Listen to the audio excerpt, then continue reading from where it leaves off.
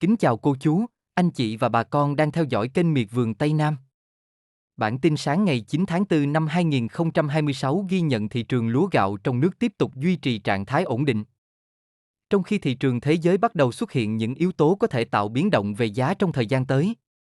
Dưới góc nhìn chuyên gia nông nghiệp, đây là giai đoạn quan trọng để bà con và doanh nghiệp theo dõi sát diễn biến chi phí đầu vào, logistics và nhu cầu nhập khẩu từ các thị trường lớn. Tình hình xung đột tại khu vực Trung Đông đang khiến nhiều quốc gia có xu hướng tăng cường dự trữ lương thực nhằm đảm bảo an ninh nguồn cung. Điều này gián tiếp tạo lực cầu tiềm năng cho thị trường gạo xuất khẩu trong trung và dài hạn. Tuy không ảnh hưởng trực tiếp đến hoạt động giao hàng của Việt Nam sang các thị trường truyền thống như châu Phi, nhưng chi phí vận tải biển, nhiên liệu và bảo hiểm hàng hải đang có dấu hiệu tăng lên, làm chi phí xuất khẩu bị đội lên đáng kể. Trong bối cảnh nguồn cung lúa gạo trong nước vẫn duy trì khá dồi dào, giao dịch tại khu vực đồng bằng sông Cửu Long diễn ra tương đối ổn định, cho thấy thị trường đang trong trạng thái cân bằng cung cầu. Tuy nhiên, biên lợi nhuận của doanh nghiệp xuất khẩu có thể bị thu hẹp nếu chi phí logistics tiếp tục neo cao. Giá gạo xuất khẩu của Việt Nam hiện vẫn duy trì mức cạnh tranh so với các nước trong khu vực. Nhờ lợi thế nguồn cung ổn định và chất lượng gạo ngày càng được cải thiện. Một số chủng loại gạo thơm và gạo chất lượng cao tiếp tục nhận được sự quan tâm từ các thị trường nhập khẩu truyền thống. Đáng chú ý, chi phí phân bón và vật tư nông nghiệp đang trở thành biến số quan trọng có thể ảnh hưởng đến giá thành sản xuất vụ tới. Nếu giá đầu vào tiếp tục tăng do gián đoạn chuỗi cung ứng toàn cầu, khả năng giá lúa gạo có thể được điều chỉnh tăng để đảm bảo hiệu quả sản xuất cho nông dân. Các cơ quan quản lý đang xem xét nhiều giải pháp nhằm ổn định thị trường như hỗ trợ tín dụng, điều tiết nguồn cung phân bón và xây dựng cơ chế dự trữ phù hợp. Đây là tín hiệu tích cực giúp giảm áp lực chi phí và tạo tâm lý ổn định cho người sản xuất. Trong ngắn hạn, thị trường lúa gạo được dự báo tiếp tục dao động trong biên độ hẹp. Tuy nhiên, về trung hạn, nếu nhu cầu nhập khẩu gia tăng nhằm phục vụ mục tiêu dự trữ lương thực toàn cầu, giá gạo Việt Nam có thể xuất hiện xu hướng nhích lên. Đặc biệt ở phân khúc gạo chất lượng cao. Thị trường hiện đang bước vào giai đoạn tích lũy thông tin và chờ đợi tín hiệu rõ ràng hơn từ nhu cầu nhập khẩu quốc tế. Bà con nông dân nên tiếp tục theo dõi sát diễn biến giá vật tư đầu vào, đồng thời cân nhắc kế hoạch sản xuất phù hợp để tối ưu hiệu quả kinh tế trong bối cảnh chi phí có thể biến động. Sau đây em xin cập nhật chi tiết. Giá thu mua lúa gạo trên thị trường thế giới, thị trường xuất khẩu của Việt Nam và thị trường trong nước tại một số khu vực của các địa phương trọng điểm. Để bà con mình tham khảo, đưa ra quyết định giá bán cho ruộng lúa của nhà mình nhé. Thị trường gạo thế giới. Xung đột tại Trung Đông khiến nhiều quốc gia có xu hướng tăng dự trữ lương thực. Trong đó có gạo. Chi phí vận chuyển, nhiên liệu và bảo hiểm hàng hải tăng làm tăng chi phí xuất khẩu. Nguồn cung trong nước dồi dào nhưng giao dịch quốc tế có dấu hiệu chậm lại do chi phí logistics cao. Dự báo giá gạo xuất khẩu có thể biến động trong biên độ hẹp, nhưng vẫn có khả năng tăng nếu chi phí vận chuyển tiếp tục tăng. Áp lực tăng giá đầu vào, đặc biệt là phân bón, có thể ảnh hưởng đến chi phí sản xuất lúa trong thời gian tới. Thị trường xuất khẩu gạo Việt Nam. Theo Hiệp hội Lương thực Việt Nam, gạo 5% tấm, 400 đến 445 đô la trên tấn. Gạo 100% tấm, 330 đến 334 đô la trên tấn, tăng 1 đô la trên tấn.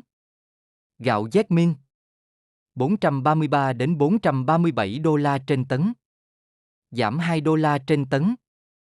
Giá gạo xuất khẩu tiếp tục dao động nhẹ, phản ánh tác động của chi phí logistics và nhu cầu nhập khẩu từ các thị trường lớn. Thị trường lúa gạo đồng bằng sông Cửu Long. Giao dịch mua bán tại nhiều địa phương diễn ra ổn định. Nguồn cung lúa khá đều. Giá nhìn chung ít biến động. Một số loại gạo có xu hướng tăng nhẹ do nhu cầu thu mua duy trì ổn định.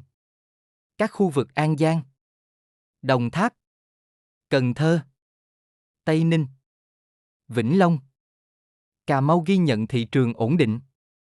Giá gạo thành phẩm trong nước. Gạo IR504 thành phẩm 9.500 đến 9.700 đồng trên kg. Gạo nguyên liệu IR504 8.000 đến 8.100 đồng trên kg. Tấm thơm 7.600 đến 7.700 đồng trên kg. Cám 10.500 đến 11.500 đồng trên kg. Giá gạo bán lẻ.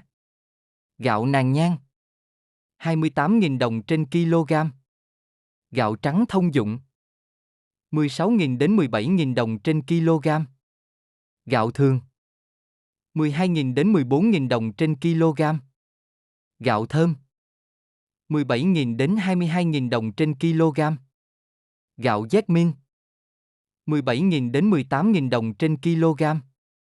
Gạo Nàng Hoa 21.000 đồng trên kg. Gạo tẻ thường 13.000 đến 14.000 đồng trên kg. Gạo thơm Thái hạt dài 20.000 đến 22.000 đồng trên kg. Gạo thơm Đài Loan 20.000 đồng trên kg. Gạo thơm Nhật 22.000 đồng trên kg. Giá lúa tươi tại các khu vực: An Giang, Kiên Giang, Tiền Giang. OM34 5.100 đến 5.400 đồng trên kg. OM5451 5.900 đến 6.100 đồng trên kg.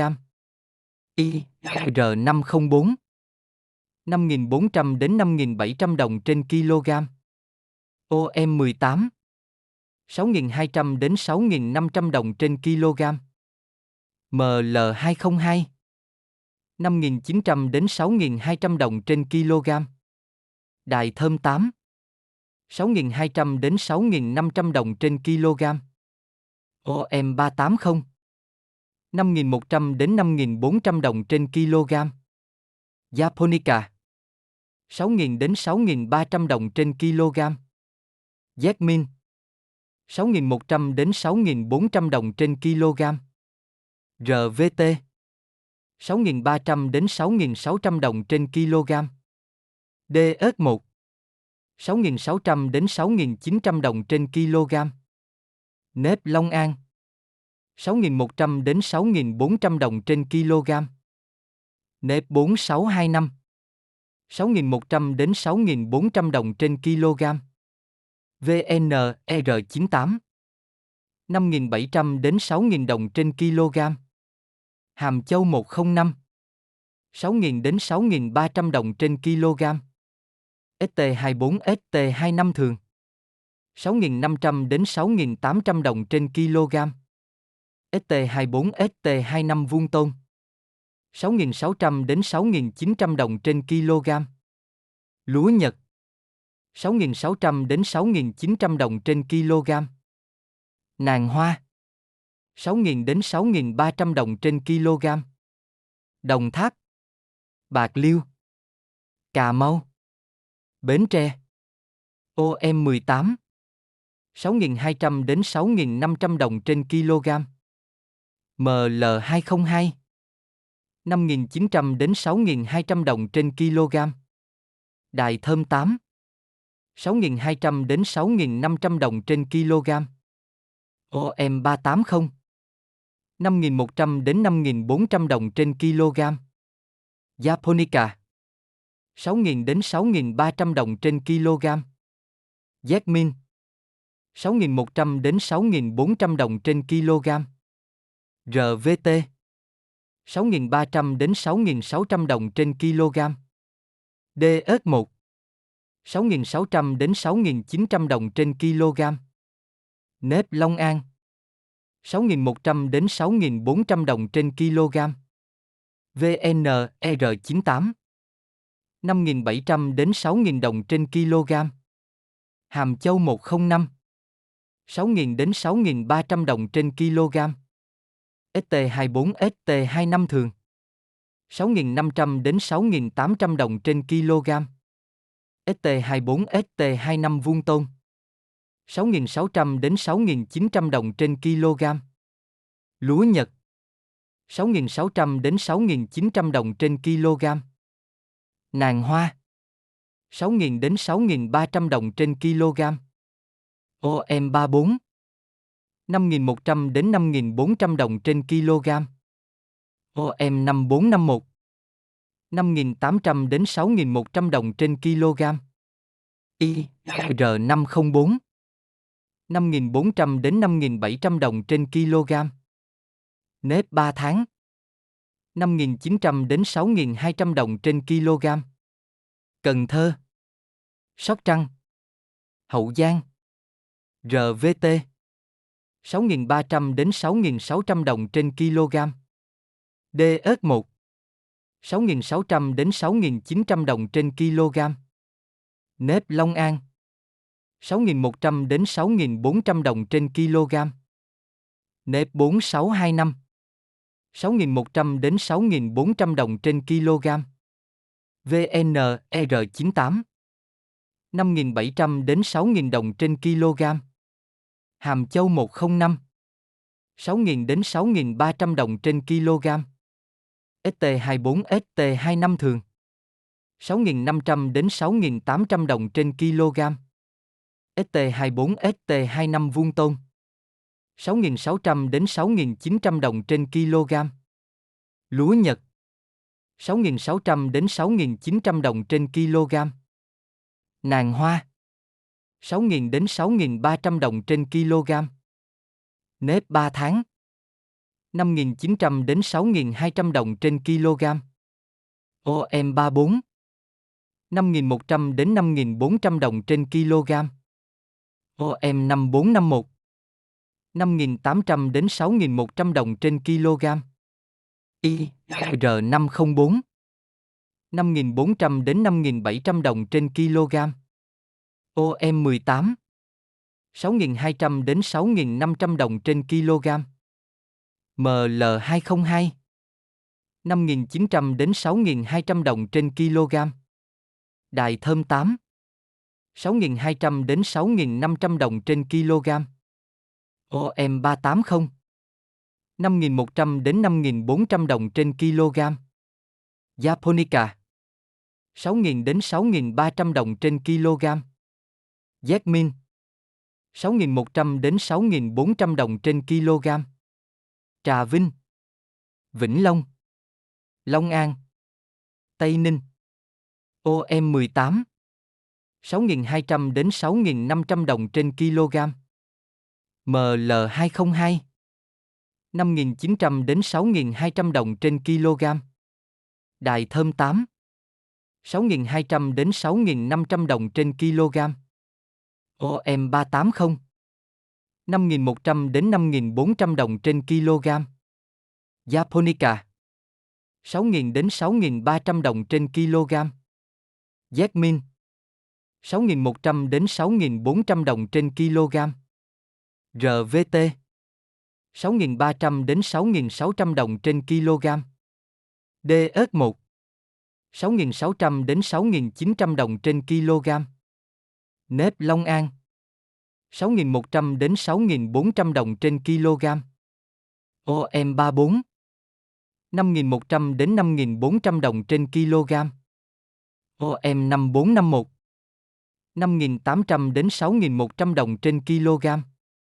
IR504 5.400 đến 5.700 đồng trên kg.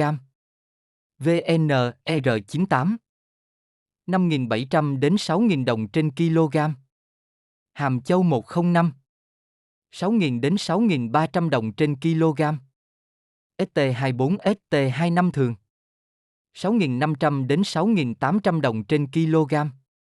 ST24 ST25 vuông tôm 6.600 đến 6.900 đồng trên kg. Lúa Nhật 6.600 đến 6.900 đồng trên kg. Thị trường lúa gạo nội địa đang vận hành trong trạng thái tương đối cân bằng. Nguồn cung ổn định giúp hoạt động thu mua diễn ra đều đặn. Ít xuất hiện biến động mạnh về giá. Điều này phản ánh tâm lý thị trường đang khá vững. Chưa chịu áp lực thiếu hụt trong ngắn hạn. Đáng chú ý, nhóm lúa chất lượng cao tiếp tục duy trì mặt bằng giá khả quan nhờ nhu cầu xuất khẩu ổn định từ các thị trường truyền thống. Xu hướng ưu tiên các dòng gạo thơm. Gạo đặc sản cho thấy chiến lược nâng cao giá trị hạt gạo Việt Nam đang phát huy hiệu quả, góp phần cải thiện biên lợi nhuận cho người sản xuất. Trên bình diện quốc tế, thị trường gạo đang chịu ảnh hưởng gián tiếp từ biến động địa chính trị và chi phí logistics gia tăng. Đặc biệt là cước tàu biển và bảo hiểm hàng hải. Những yếu tố này tuy chưa làm gián đoạn nguồn cung, nhưng có thể làm gia tăng chi phí xuất khẩu, qua đó tác động đến mặt bằng giá trong chuỗi cung ứng toàn cầu. Trong thời gian tới, nếu giá phân bón, nhiên liệu và vận chuyển tiếp tục neo ở mức cao, chi phí sản xuất sẽ chịu áp lực tăng, buộc thị trường phải điều chỉnh để đảm bảo hiệu quả kinh tế cho nông dân. Vì vậy, khả năng giá lúa gạo nhích lên trong các kỳ giao dịch sắp tới là kịch bản cần được lưu ý. Đặc biệt đối với các phân khúc gạo chất lượng cao phục vụ xuất khẩu. Miệt vườn Tây Nam sẽ tiếp tục cập nhật nhanh nhất diễn biến giá lúa gạo mỗi ngày để bà con thuận tiện theo dõi và chủ động trong sản xuất, kinh doanh. Nếu thấy thông tin hữu ích, cô chú anh chị đừng quên đăng ký kênh, like và chia sẻ để ủng hộ kênh tiếp tục mang đến những bản tin nông nghiệp chất lượng và kịp thời nhất. Kính chúc bà con một ngày nhiều sức khỏe. Mùa vụ thuận lợi. Trúng mùa trúng giá.